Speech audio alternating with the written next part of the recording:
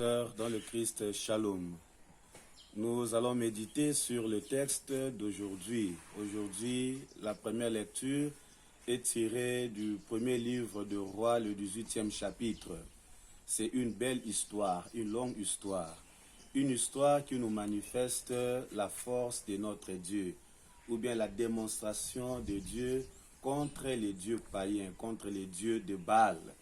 Aujourd'hui, le prophète Élie demande aux prophètes de Baal d'implorer leur Dieu, d'implorer le prophète Baal afin qu'ils puissent opérer un miracle. Et comme nous le savons très bien dans cette lecture, les prophètes de Baal ont bel et bien crié pour demander l'intervention de Baal, mais Baal était incapable de faire quelque chose. Mais voilà Élie qui implore et qui invoque les dieux d'Israël. Et notre Dieu, le Dieu d'Israël, a manifesté sa puissance. Mais au début d'abord, le prophète commence par interpeller le peuple. Le peuple qui s'est laissé corrompre, ou bien le peuple qui a suivi le prophète de Baal en rejetant ou en tournant le dos au vrai Dieu, au Dieu d'Israël. C'est-à-dire le peuple ont oublié l'alliance. Ils ont oublié les bienfaits de Dieu. C'est Dieu qui leur a conduit dans leur esclavage en Égypte. Ils sont sortis jusqu'à aller en terre promise.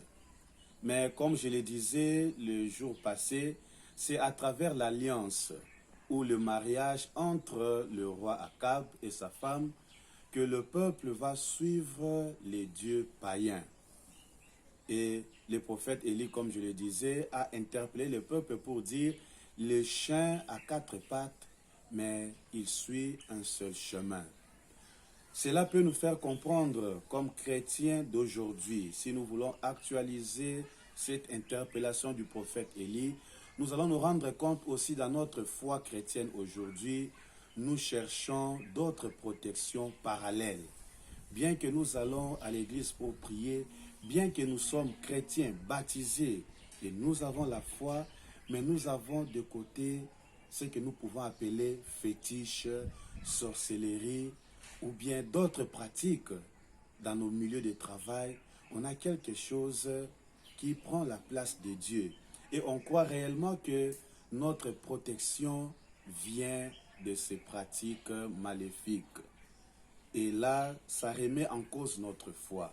Celui qui prie, mais qui s'attache encore aux fétiches, qui s'attache encore aux objets quelconques, aux objets maléfiques, c'est-à-dire il n'a pas encore une vraie foi.